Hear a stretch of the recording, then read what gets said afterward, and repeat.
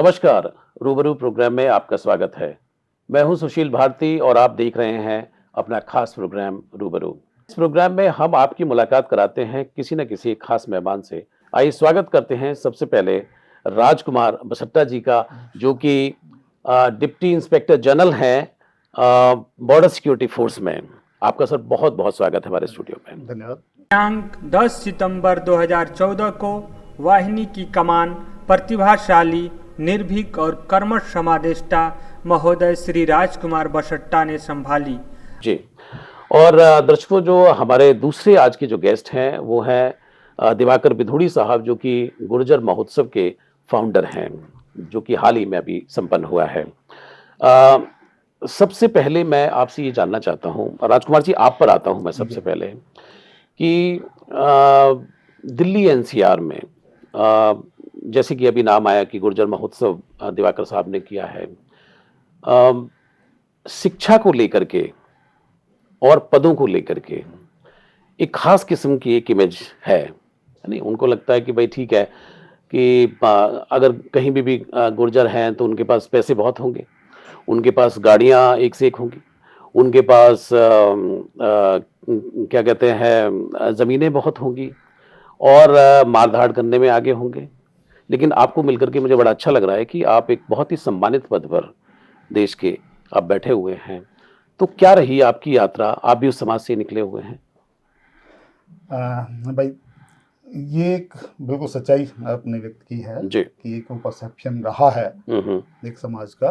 और लेकिन साथ में मैं ये भी कहूँगा कि वो परसेप्शन था आज से 40-50 साल पहले का, जो चेंज धीरे धीरे हुआ भी है, लेकिन असलियत चेंज होती चली गई, लेकिन वो परसेप्शन ऐसा जो क्रिएट हो सकता हुआ वो उतनी जल्दी चेंज नहीं हो पाया। जी। और उस वक्त कुछ ऐतिहासिक कारण रहे इसके। इतिहास में बहुत अच्छी तरह से जो इतिहास के छात्र रहे हैं वो जानते हैं।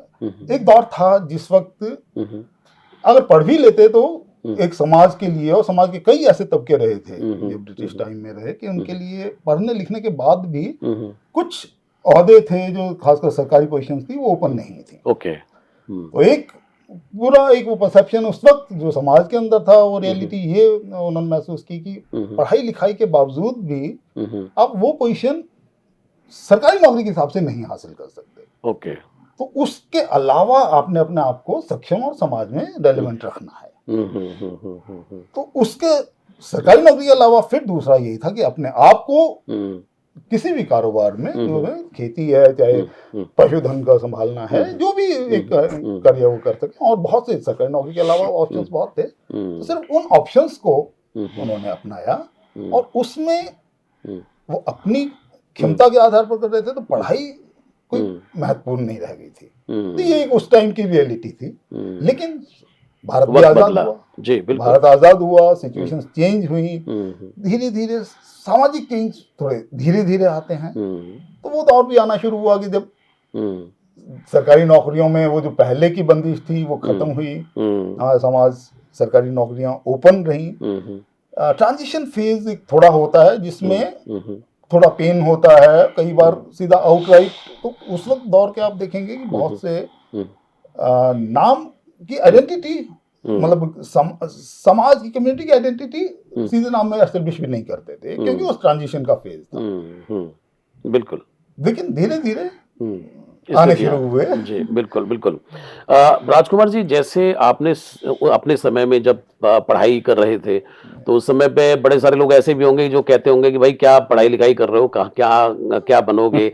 इस तरह से भी बड़ी सारी चीजें रही होंगी, क्योंकि जब एक अपने आसपास एक परिवेश नहीं होता है तो बड़े सारे जो लोग हैं वो कहते हैं कि भाई तुम बहुत ज्यादा पढ़े लिखे बन के कहाँ जाओगे। तो ऐसी कुछ चीजें आपने फेस की?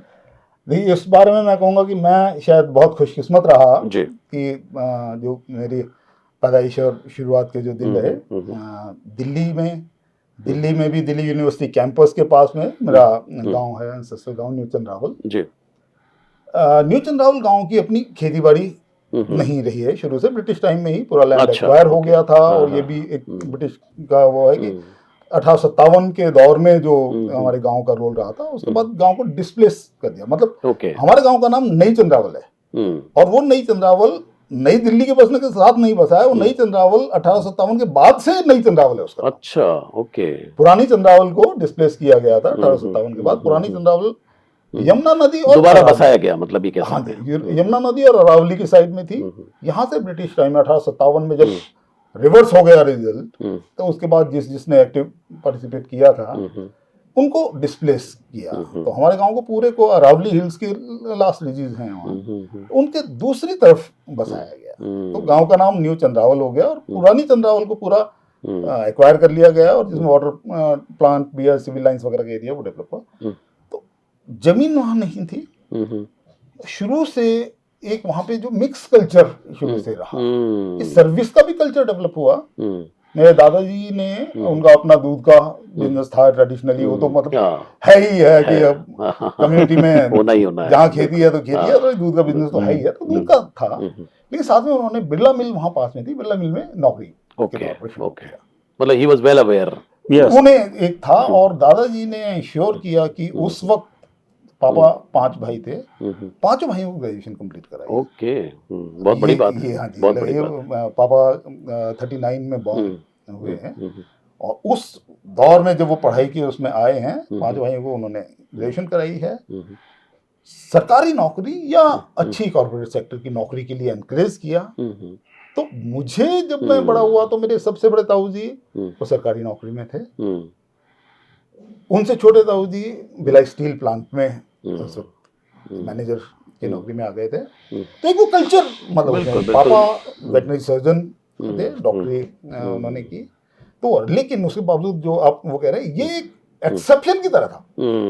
मतलब ये उस वक्त रूल नहीं था कि आप पढ़ के अब आपने सर्विस में जाना ही है। वो एक एक्सेप्शन था कि ठीक है कुछ एक परिवार ने किया, बाकी तो वो प्रेशर हमारे ऊपर भी रहता था। खेलने कूदने भी जाना है, तो खैर खेलने कूदने को कभी हमारे दादाजी ने या फादर ने कभी डिस्करेज नहीं किया। बिल्कुल, मैं समझ गया। उनके पास एजुकेशन थी, और एजुकेशन के माध्यम से उनको एक समझ भी थी, और उस माहौल में आप पले बढ़े। चेंज होता हुआ जो फेज है, वो उस दौर का मुझे पूरा फायदा मिला है। बिल्कुल, बहुत बढ़िया, भाग्यशाली थे आप। दिवाकर साहब, आप बहुत बड़ा एक गुर्जर महोत्सव करते हैं हर साल, और आप खोज में रहते हैं जो अपने समाज के बड़े नगीने लोग हैं, जो कंट्रीब्यूशन दे रहे हैं राष्ट्र निर्माण में भी, और बहुत अच्छे अच्छे पदों पर बैठे हुए हैं। और मैं अक्सर आपको देखता हूं कि आप जो यंग जनरेशन है, जो युवा पीढ़ी है, उसको आप इंस्पायर भी करते रहते हैं, ये बता करके, ये दिखा करके, जता करके। और अब तो आपने महोत्सव इतना बड़ा कर दिया है कि कुछ कहने की जरूरत ही नहीं है। तो ये जो पूरा का पूरा जो संघर्ष है, या ये जो आप कर रहे हैं, तो इसके पीछे क्या आपकी सोच है? जी सुशील जी, इसका जो गुर्जर महोत्सव करने का कॉन्सेप्ट है, ये बेसिकली जो हमारी जो गुर्जर बिरादरी है उसके बारे में जो अन्य लोगों की जो धारणाएं हैं, जो अवधारणाएं बना रखी है उन्होंने, उनको सही रूप से दिखाने का है कि आप जो सोचते हैं गुर्जर बिरादरी वो नहीं है। आप गुर्जर महोत्सव में आके देखिए, हमारी संस्कृति को, जो बहुत रिच कल्चर है हमारा, उसको देखिए आके।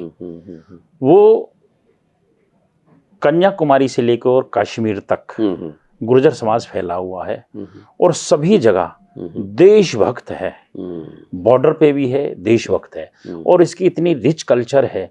कश्मीर में अलग है, गुर्जर हैं तो वहाँ अलग कल्चर है, और आपका जो आप कर्नाटक में जाएंगे तो वहाँ अलग है। तो हम सब एक हैं, लेकिन हमारी सारी एक ही माला में सब पिरोए हुए हैं। तो उसको सारे को देखना, वो नाच गाना, हमारा पहनावा, हमारे जो कस्टम हैं, हमारे जो ऑर्नामेंट हैं, वो सेम है। हमारे गोत्र सब, चाहे वो हिंदू हैं या सिख हैं या मोमडन गुर्जर हैं, गोत्र सेम है हमारे, और जो सारे रीति रिवाज बिल्कुल सेम है। बिल्कुल। तो इस तरह से वो दिखाने का। दूसरा जो मैंने कहा कि अवधारणा को बदलना है। हमारे बारे में एक पिक्चर दिखाई जाती है कि गुर्जर समाज, अरे वो एनसीआर में तो भाई वो मुआवजा लेके और बहुत बड़ी बड़ी शादियां करते हैं, बड़ी बड़ी गाड़ियों में घूमते हैं, और उनका तो बस वो मारधाड़, या आजकल के बच्चे भी ऐसी रील बनाने लगे हैं, मार दूंगा गोली और ये कर दूंगा। तो उसको, उस पिक्चर को ना करके हम ये दिखाना चाहते कि हमारे समाज में बास्टा साहब जैसी शख्सियत भी हैं, और इनको आगे नहीं किया जाता है। और किनको किया जाता है, अगर किसी ने कहीं मार धाड़ कर दी, कुछ कर दिया, तो उसको बताया जाता है सो एंड सो गुर्जर, लेकिन ऐसी कैरेक्टर्स को नहीं दिखाया जाता। उसकी वजह से हमने गुर्जर महोत्सव को अपना करना शुरू किया। बहुत बढ़िया। Rajkumar ji, border security force में आप डिप्टी इंस्पेक्टर जनरल के पद पर हैं। आप बहुत बड़ा पद है, बहुत समाज के लोग हैं जो आपके जैसा बनना चाहेंगे, आपके मार्गदर्शन का चाहेंगे। यंग जनरेशन के अंदर ये समाज का कंट्रीब्यूशन रहा भी है कि आर्मी हो या एयरफोर्स हो, जगह जगह बच्चे गए भी हैं और आपकी जनरेशन और उनसे पहले वाले लोग भी जाते रहे हैं उसके अंदर।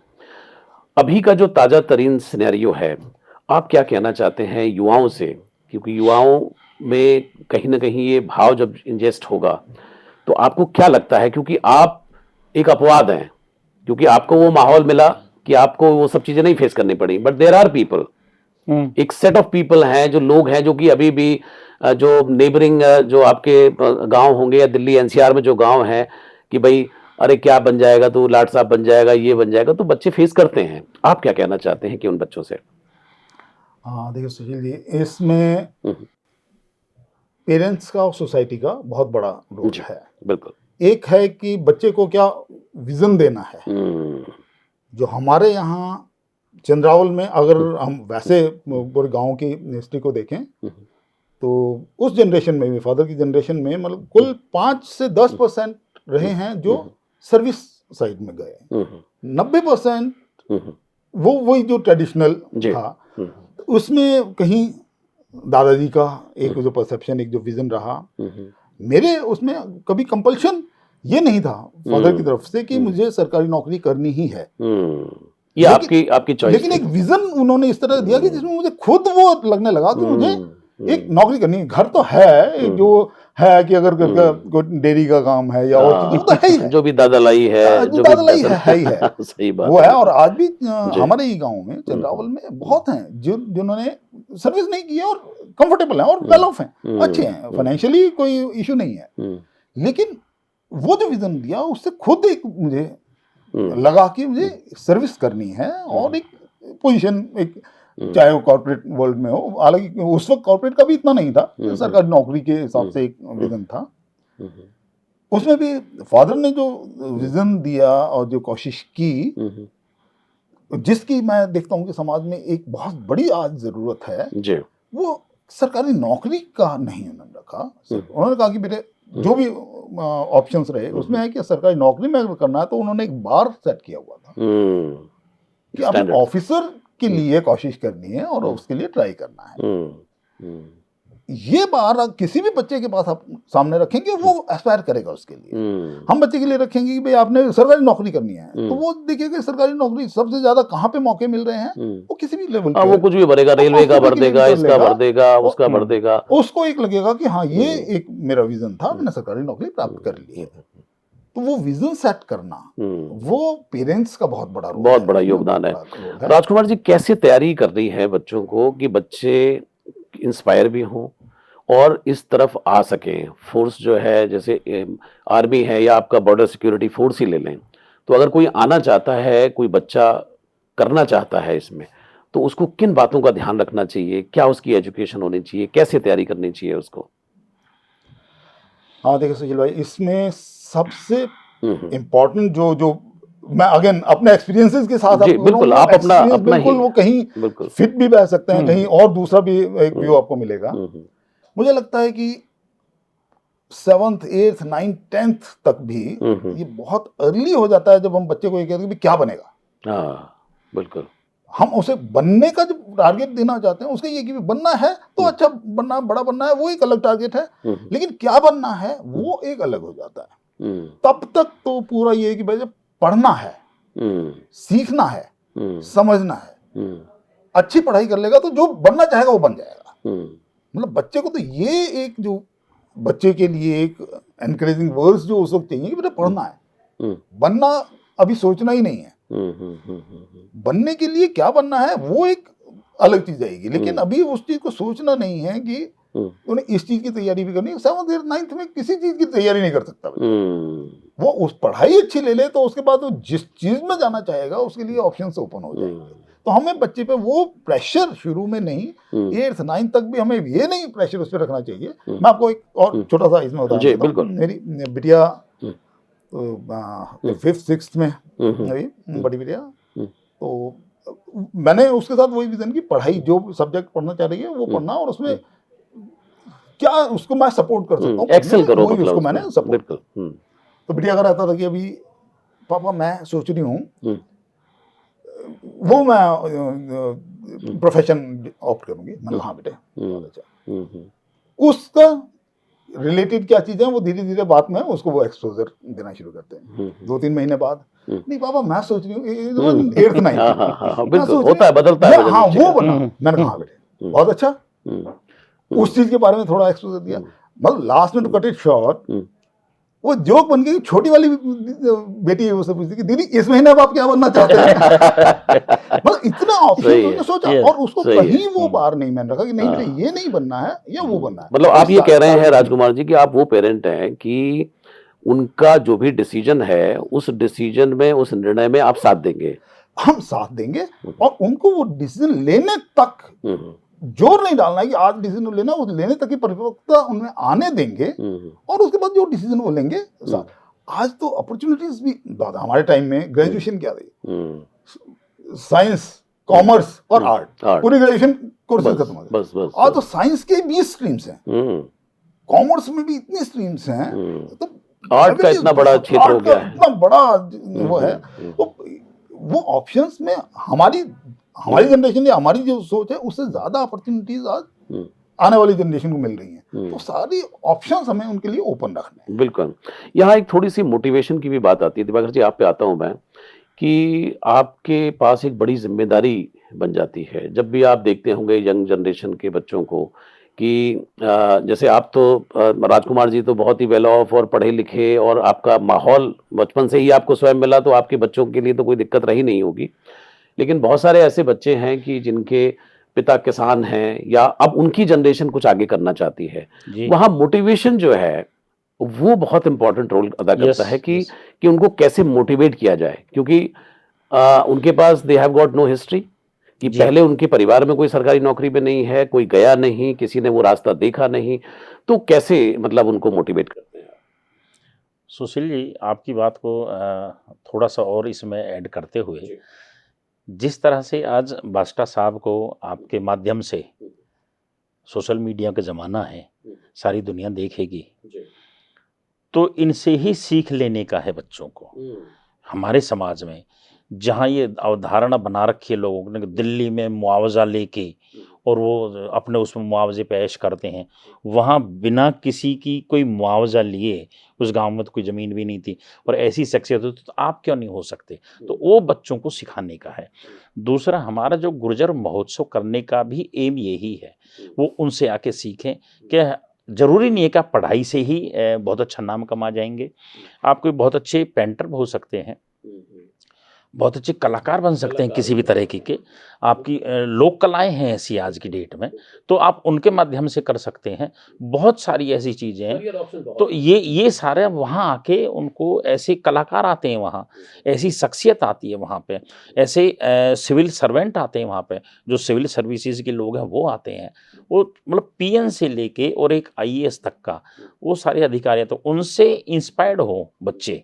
तो ऐसी चीज़ें हम दिखाने का प्रयास करते हैं, और बार बार ऐसे कार्यक्रम भी करते हैं हम कि जो बच्चे इंस्पायर्ड हों, इन शख्सियत के बारे में जाने। जैसे कि मेरे गांव से पहला एक लड़का आज से लगभग 20 वर्ष पहले आईएएस बना, तो आईएएस बना, विजय विधुरी जी है उनका नाम, और उसके बाद लगभग 50 बच्चे, एक आईआरएस बना है, उसके बाद 50 बच्चे हर वर्ष एग्जाम देते हैं, कोई इंटरव्यू में निकल, प्रयास तो कर रहे हैं ना, प्रयास एक दिन सफल भी होगा, बेंचमार्क सेट हो गया, उनको पता लग गया भाई तेरे साथ रहने के साथ साथ ये बच्चा भी इसी गांव में रहता था, इसी स्कूल में पढ़ता था, जब ये कर सकता तो मैं क्यों नहीं कर सकता। तो ये हम कार्यक्रम भी करते हैं, और ऐसे कार्यक्रमों के माध्यम से भी पता लगा, और गुर्जर महोत्सव के माध्यम से भी हम ये दिखाने का प्रयास करते हैं। बिल्कुल।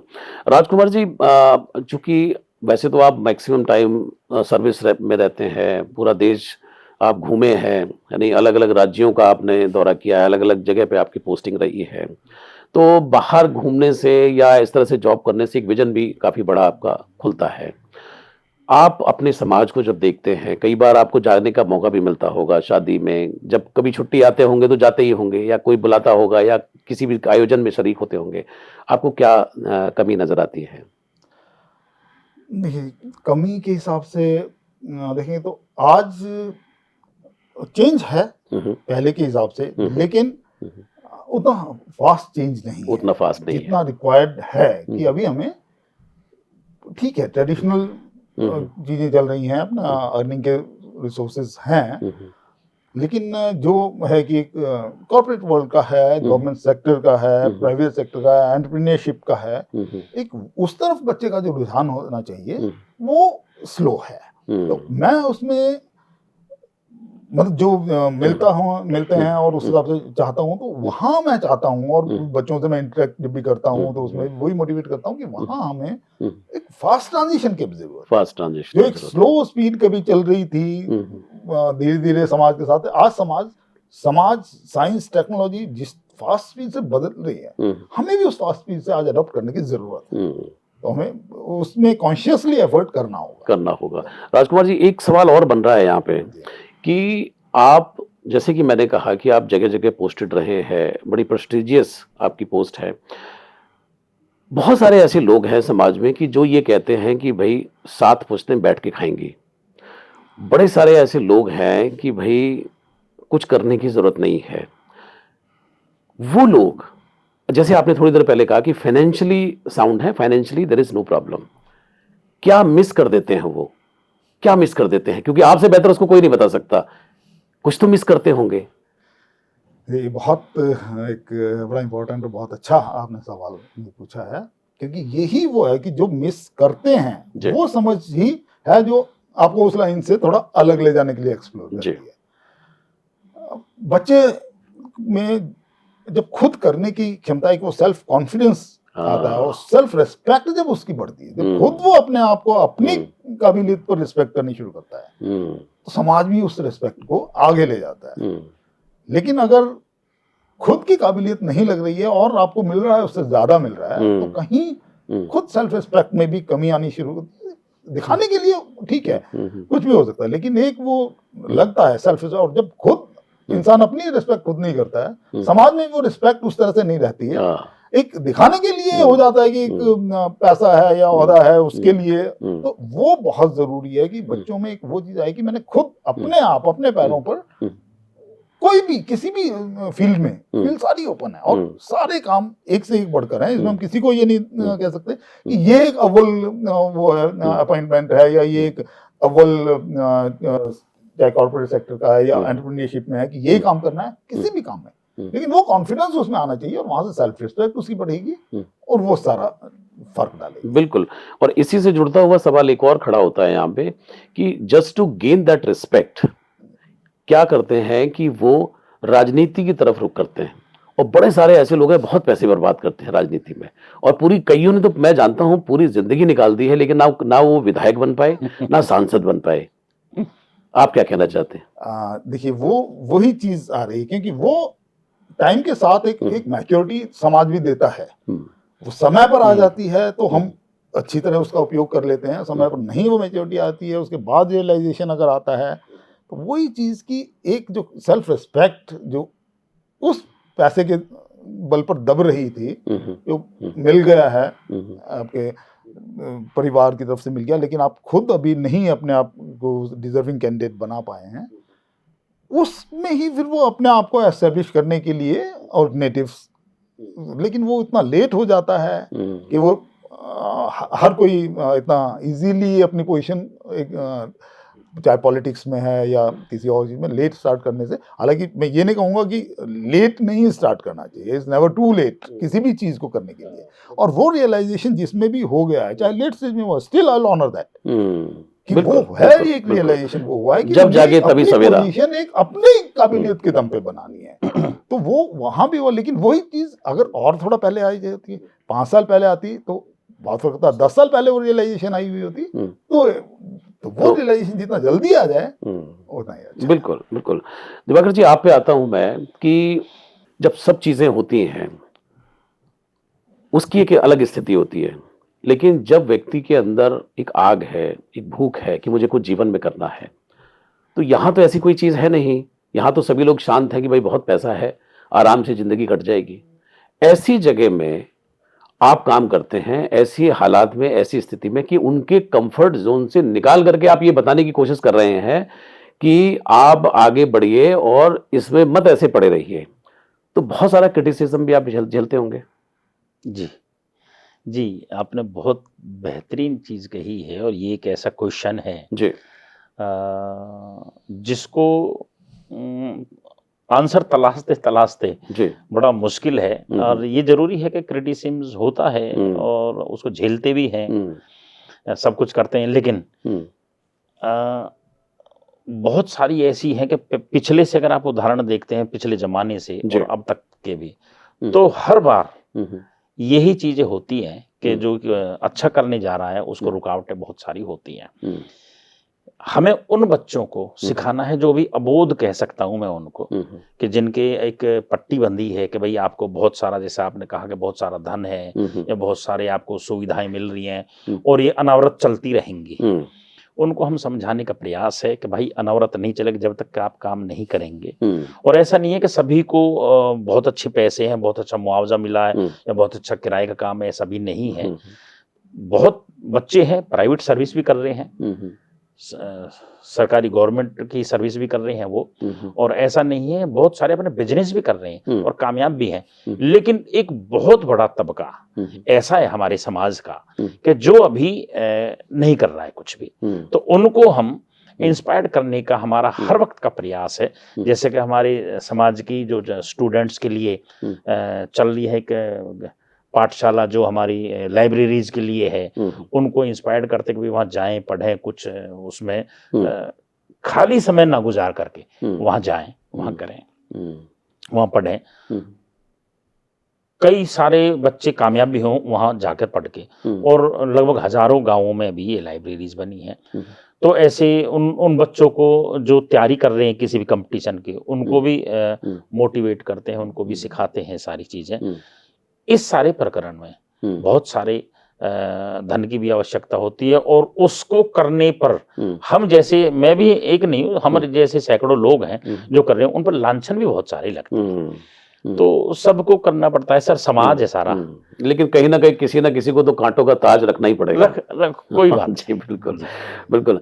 राजकुमार जी, समाज के अंदर अगर मैं थोड़ा सा देखूं तो BMW, मर्सिडीज, ऑडी और भी जो भी मॉडल आप सोच सकते हैं, काफी बड़े बड़े मॉडल, जब शादियां होती हैं तो वो गाड़ियां जो हैं मुख्य द्वार पर खड़ी होती हैं सजी धजी। कुछ जो लोग हैं जो अफोर्ड कर सकते हैं, बहुतायत मात्रा में ऐसे भी लोग हैं कि शायद वो अफोर्ड ना कर पाएं, और वो भी समाज का ही एक हिस्सा है, आप ही समाज से आते हैं। बेटियों के लिए थोड़ी दिक्कत पैदा होती होगी इसमें। देखिए, ट्रेडिशनली और पुराना था ही, लेकिन आज हमारे पास दोनों ऑप्शंस हैं। हमारे समाज में एक बहुत बड़ी मुहिम भी अभी चली है, जिसमें बहुत बहुत लोग अभी उसमें मिले हैं, जुड़कर आए हैं कि शादी वगैरह में दहेज बिल्कुल नहीं करेंगे, वो नहीं लिया। People are coming forward. बहुत बहुत बहुत बड़ा एक ये मुहिम चली हुई है। ग्राउंड पर आज बहुत बड़े लेवल पे उसका असर नहीं आता है, लेकिन परसेप्टिबल असर नजर आने लगा है, जिसमें ये लोग ये करने लगे कि दूसरा ये भी है कि गाड़ी बड़ी है छोटी है कोई भी हो सकती है। हमने ये देखना है कि क्या वो बच्चा जो हमारा ही बच्चा है या दूसरा वो है कि जो भी वो चला रहा है, कि क्या वो खुद अगेन अपनी काबिलियत से या अपनी हैसियत से उसको डिजर्व करता है, नहीं मिलने के हिसाब से नहीं। अगर वो बच्चे ने खुद पढ़ लिख करके एक वो औहदा खुद प्राप्त कर लिया है, कॉर्पोरेट में उसने प्रोग्रेस की है, गवर्नमेंट सर्विसेज में प्रोग्रेस की है, वो अपनी पसंद की बिल्कुल वो अर्न भी कर रहा है और वो उससे वो डिजर्व कर रहा है, तो ले तो बहुत अच्छी बात भी है। लेकिन वही अगर बच्चे की क्वालिफिकेशंस या बच्चे का आज का खुद का स्टेचर उस चीज को नहीं जस्टिफाई करता है, तो वो फिर एक बहुत ही मतलब एक्सट्रीम में चले जाता हूँ, एक बेहुदापन भी हम इसे कह सकते हैं कि वो लगता है, वो जस्टिफाई बिल्कुल नहीं लगता है। तो वहाँ हमें बहुत एक ध्यान देने की जरूरत है कि वही चीज हम जिसको अपना सके, अपना कह के अपना सके कि हाँ मैं इसके लिए एक सुटेबल कैंडिडेट हूँ, और उस हिसाब से आई डिजर्व फॉर दिस, अच्छा लगे, डिजर्विंग कैंडिडेट हम बने तो तभी अच्छी लगेगी। बिल्कुल। ये तो थोड़ी सी बातचीत रही युवाओं को लेकर के। माता पिता जो हैं उनसे आप क्या कहना चाहते हैं कि जो पेरेंट्स हैं जिनकी बहुत बड़ी जिम्मेदारी होती है कि वो अपने बच्चों को सही रास्ते पर, क्योंकि कई बार शय भी माता पिता की तरफ से ही मिलती है, अन्य जो कम्युनिटीज हैं उनको शिकायत भी होती है कि भाई समझाते नहीं या कुछ इस तरह से भी, क्या कहना चाहते हैं? देखिए इसमें जैसे मैं शुरू में भी कहा, उसमें भी आप ये नोट आपने किया ही, उसके बाद भी बात हुई कि माता पिता का बहुत बड़ा रोल है। हम अक्सर बच्चों को कहते हैं कि आपने ये करना है, आपने ये कैरियर चुनना है, लेकिन जिस स्टेज पर आकर के हम उन्हें कहना शुरू करते हैं उससे पहले की स्टेज में उनके माता पिता ने उनमें वो फीलिंग्स, वो सेंटिमेंट्स डालने हैं कि आपने क्या करना है, क्या विजन है। अभी कल की ही मेरी बात है, यहाँ नोएडा के ही हमारे एक रिलेटिव आए हुए थे, मुलाकात हुई थी, तो उनकी बड़ी बेटी, बेटा बड़ा है और बेटी छोटी है, अभी BDS का कोर्स कर रही है, और उसके बाद वो MD का उसका नेक्स्ट प्लान है, डेंटल सर्जन का वो कर रही है कोर्स। बेटे ने भी मेडिकल स्टडीज में परसू किया था, सब्सिक्वेंटली अभी वो खैर उसके फादर का अपना काम है तो उसने उसको ज्वाइन किया है।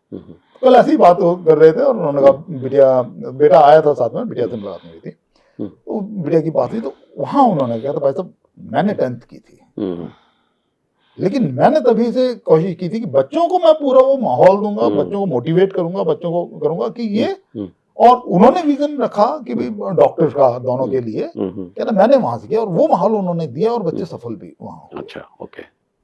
बच्चों का बहुत बड़ा रोल रहा खुद वो करने का, लेकिन उससे बड़ा उनके पेरेंट्स ने वो डिसीजन कभी लिया कि मैंने बच्चों को एक वो पोजीशन, अगेन फाइनेंशियली उन्हें कोई जरूरत नहीं, उसके बाद उन्होंने खुद, उनका 10th पास थी विजय, लेकिन खुद उन्होंने सिविल एंड इंजीनियरिंग कॉन्ट्रैक्ट्स वगैरह, सप्लाई वगैरह का कुछ काम वगैरह किया, बहुत अच्छा उनका काम है। अल्टीमेटली बेटे को वो ज्वाइन करना पड़ा अपने फादर को ही, अपनी मेडिकल स्टडीज छोड़ करके, क्योंकि वो भी काम इतना बड़ा फैल गया कि आज उसको इग्नोर नहीं कर सकते।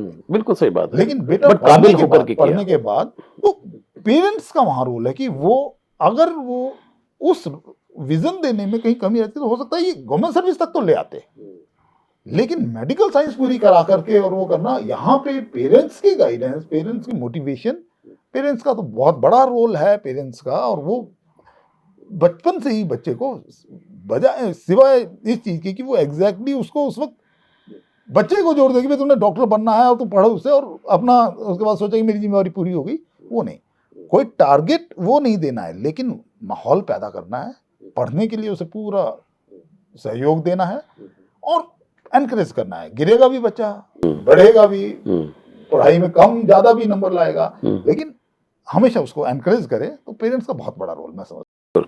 राजकुमार जी, अगर आप अपना पिछला जीवन देखें पलट करके और आज आप जिस मकाम पर हैं, तो इसमें बड़े सारे पड़ाव रहे होंगे, बहुत सारी चीजें आपने देखी हैं, बहुत सारे ऐसे अनुभव होंगे कि जो बड़े वैल्यूएबल, प्रेशियस अनुभव आपके रहे होंगे। थोड़ी सी उसकी यात्रा, क्योंकि बहुत सारे लोग नहीं हैं BSF में, दे आर नॉट फॉर्चुनेट, कुछ एक ऐसी तस्वीर आप खींच सकें, बता सकें कि सर्विस में आपने क्या पाया, क्या देखा, क्या जिया, तो थोड़ा सा लोगों को भी मुझे लगता है कि इंस्पिरेशन मिलेगी।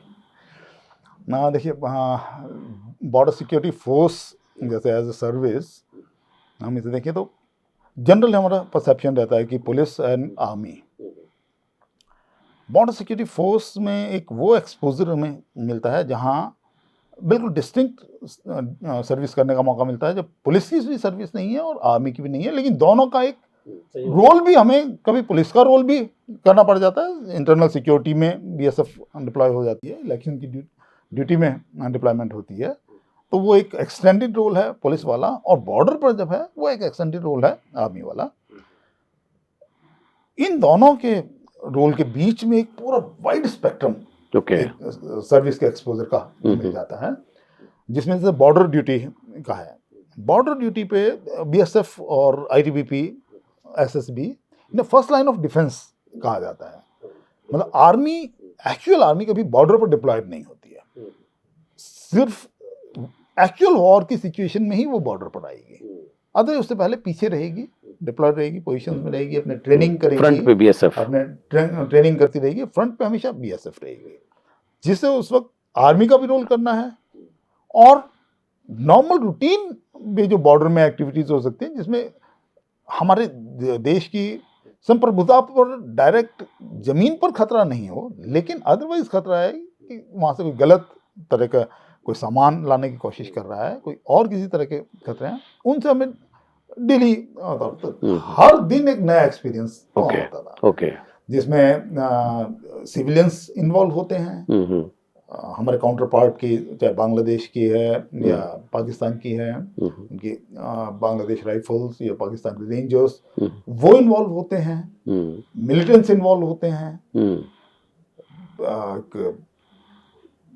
जो देश के अगेंस्ट काम कर रहे हैं लेकिन हथियार नहीं भी उठाया हुआ है और वो सैबोटेज वगैरह कर रहे हैं, वो इन्वॉल्व होते हैं। तो उनसे हमारा रोजाना बेसिस पर होता है, तो बहुत वेरिड एक्सपीरियंसेस उसमें मिलते हैं। काफी चैलेंजिंग कह सकते हैं, बहुत चैलेंजिंग टास्क है। तो उसमें तो मैं बल्कि कहूँगा कि यंग ऑफिसर्स के लिए सर्विस में, इसमें आज मेरे लेवल पर इससे ऊपर भी चैलेंजेस काफ़ी हैं, लेकिन जो एक असिस्टेंट कमांडेंट लेवल से ऑफिसर का कैरियर शुरू होता है, असिस्टेंट कमांडेंट और डिप्टी कमांडेंट की सर्विस में जितनी वैरायटी चैलेंजेस की बॉर्डर सिक्योरिटी फोर्स या आईटीबीपी या एसएसबी ये दे सकती है, वो पूरे भारत में कोई और सर्विस, एक सिंगल सर्विस वो इतना बड़ा एक्सपोजर नहीं दे पाती। तो आप मानते हैं अपने आप को फॉर्चुनेट की? ये बिल्कुल बिल्कुल, मैं हर तरह से इस चीज में मानता हूँ कि बहुत फॉर्चुनेट एक वो रहा मुझे। जब मुझे समझ में आई है उससे पहले एक मुझे विजन दिया गया, मुझे एक वो माहौल सपोर्ट करने का, इसीलिए मैं आज भी कहता हूँ, और वो चीज़ मैं अपने आप में भी कोशिश करता हूँ हमेशा कि मैं अपने बच्चों के लिए पेरेंट्स का वो रोल मैं अदा कर सकूँ कि उन्हें वो एक माहौल दूँ जिसमें वो पनप सकें, बढ़ सकें। उसके बाद जो डिसाइड करना है तो खुद जब कैपेबल हो जाएंगे तो बच्चा कुछ भी चूज कर सकता है। लेकिन उससे पहले ही अगर हम कहें कि तुमने तैरना सीखना ही है और बच्चे की कैपेबिलिटी तैरने की नहीं, अगर दौड़ने की कैपेबिलिटी है तो हमें उसको तैराने के लिए बार बार तालाब में डालने की जरूरत नहीं है, उसको दौड़ने का माहौल भी हमें देने की जरूरत है। तो पेरेंट्स का रोल है। बिल्कुल। तो मुझे आई एम श्योर कि जिस समाज से आप आते हैं तो आप जरूर गौरव की अनुभूति करते होंगे, और राष्ट्र, मुझे लगता है कि नेशनलिस्ट तो आप हैं ही। देखिए, समाज भी एक, मैं एक समाज का हिस्सा हूँ और समाज साथ है, तो समाज में भी हम बैठते हैं तो वहाँ भी बहुत अच्छा लगता है। और समाज में भी जो अच्छे पोजीशंस पर पहुँचे हुए हैं, सीनियर्स रहे हैं, मेरे कलीग्स रहे हैं, यंग बच्चे भी आ रहे हैं जिनका फ्यूचर एक आगे का है, तो उनके साथ मिलता हूँ, इंटरेक्ट करता हूँ, बहुत अच्छा लगता है। लेकिन हमारी सर्विस के हिसाब से देखें तो ये भी एक छोटा सा पार्ट रह जाता है। उसके बाद एक मेरी एक्सटेंडेड फैमिली कम्युनिटी है, उसके बाद एक extended family border security force की जो हमारी कम्युनिटी है, जिसमें वो सभी ऑफिसर्स भी हैं, सबऑर्डिनेट ऑफिसर्स हैं, जवान हैं, वो भी मेरी एक एक्सटेंडेड फैमिली होती है। तो बहुत सी बार मतलब जब हम उस फैमिली में होते हैं तो कई बार दूसरी फैमिली का कॉन्शियसली वो नहीं रहता, सबकॉन्शियस माइंड में सारा परिवार और सारे रोल मेरे साथ हैं, लेकिन कॉन्शियसली हम 2 महीने, 4 महीने, 6 महीने तक उस परिवार के अलावा कोई दूसरी बात नहीं सोचते। बिल्कुल बिल्कुल, मतलब कह सकते हैं कि पूरी तरीके से समर्पित राष्ट्र के प्रति रहते हैं। दिवाकर जी, आप ढूंढ के लाते हैं बड़े सारे ऐसे जो महानुभाव हैं जो समाज में बड़ा अच्छा कार्य कर रहे हैं और प्रतिष्ठित हैं। तो ये जो आपकी यात्रा है, मैं आई एम श्योर कि आपके पास बहुत सारे ऐसे शख्सियत होंगे कि जिनसे आप रूबरू कराना चाहेंगे अपने समाज को। प्रोग्राम को समेटने का समय हो चला है, कुछ कहना चाहेंगे आप? जी, मैं यही कहना चाहूँगा कि हमारे समाज की जो पिक्चर दिखाई जाती है उस पिक्चर को बदलने के लिए हमने इस तरह का एक कार्यक्रम ये कर रहे हैं कि हम ऐसी शख्सियत को लेके आए जो बच्चों को या और जो सारी देश दुनिया को ये दिखाई दे कि गुर्जरों की वो पिक्चर नहीं है जो दिखाई जा रही है कि जहां आज भी रील बनती है कि वही गोली चला देंगे, मार देंगे या मुआवजे पे काम कर रहे, वहां ऐसी शख्सियत भी है जो इतने बड़े ओहदे पर होकर अब सारे समाज के लिए सबके लिए बराबर है और देश सेवा में सबसे बढ़कर आगे हैं। चूंकि हमारा जो समाज है विशेषकर गुर्जर समाज 1857 की जो गदर के बाद, गदर नहीं कहूंगा मैं, वो एक क्रांति थी, क्रांति रेवोल्यूशन। तो उसके बाद हमको क्रिमिनल टाइप एक्ट लगा कर बहुत बुरी तरह से दबा कुचला गया और हमारे बारे में वहीं से धारणा बनानी शुरू कर दी। हम क्रिमिनल्स हैं, हम आम पब्लिक के साथ नहीं रहते, तो इस तरह की वो चलो वो लगभग 100 साल तक चलता रहा। लेकिन उस सब को हमने आज से नहीं, जैसे बाबूजी के दादाजी, बाबूजी के फादर उस वक्त से ही ग्रेजुएशन की उन्होंने, तो ये हम रहे, लेकिन इन चीजों को दबा के रखकर हमारी दूसरी इमेज को सामने रखा। उस सब को समाप्त करने के लिए ऐसी शख्सियतों को लाने का कार्य लाने के लिए। सर आपसे अंतिम सवाल कि जो आज समाज के अंदर माता बहनें हैं जिनके ऊपर एक बहुत बड़ी मेजर रिस्पॉन्सिबिलिटी होती है क्योंकि बच्चे अधिकतर उनके साथ होते हैं, आपके अपने अनुभव से आप क्या कहना चाहते हैं उनको? मैं माता और बहनों के लिए यही वो कहूँगा कि कैरियर अपॉर्चुनिटीज और समाज के साथ समाज में आगे बढ़ने की जिम्मेवारी भाइयों और बेटों की ही नहीं है, बहनें भी आज उसमें पूरा भागीदारी हैं और अपॉर्चुनिटीज उनके लिए भी खुल रही हैं और समाज और बेटियों को भी अब किसी तरह से अपने आप को वो नहीं समझना कि हमारा रोल गवर्नमेंट सर्विस में या कॉर्पोरेट में या एंटरप्रेन्योरशिप में नहीं है, वहाँ पे भी उनका बहुत बड़ा रोल है, बहुत इंतजार है उनको उस रोल की, और उन्हें आना है, आगे बढ़ना है। और हमें भाइयों और पेरेंट्स की तरफ से हमें अपनी जिम्मेदारी निभानी है कि हम उनको एनकरेज करें, मोटिवेट करें और जो भी सपोर्ट दे सकें वो सपोर्ट करें। और माताओं बहनों को बहुत बहुत शुभकामनाएं हमारी उनके साथ रहें, ये हमें कोशिश करनी है। जी बिल्कुल। राजकुमार जी आपका बहुत बहुत शुक्रिया, बहुत बहुत धन्यवाद कि आपने अपनी दिल की बात हमारे साथ साझा की और आज हमें भी बहुत कुछ बॉर्डर सिक्योरिटी फोर्स के बारे में जानने का मौका मिला। हम उम्मीद करते हैं कि हमारे दर्शकों को ये एपिसोड पसंद आएगा और उनको भी कुछ नवीन जानकारी मिलेगी। दिवाकर साहब आपका भी बहुत बहुत शुक्रिया कि आपने इतनी शानदार शख्सियत से हमारी मुलाकात कराई। आपका बहुत बहुत शुक्रिया और हमारी शुभकामनाएं हैं कि आप इसी तरीके से समाज को जोड़ते रहें, उसको एक माला में पिरोते रहें और गुर्जर महोत्सव करते रहें।